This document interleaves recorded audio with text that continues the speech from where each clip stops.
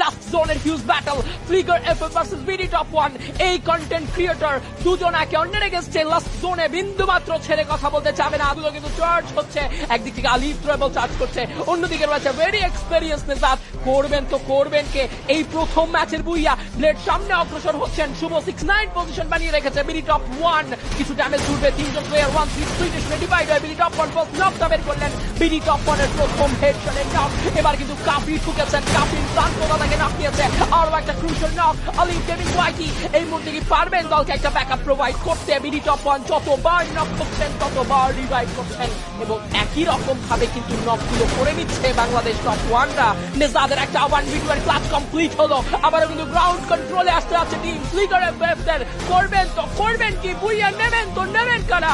last জোনের ফাইটে কোনো কিছুই বলা যায় না, তবে শেষমেশ বিডি টপ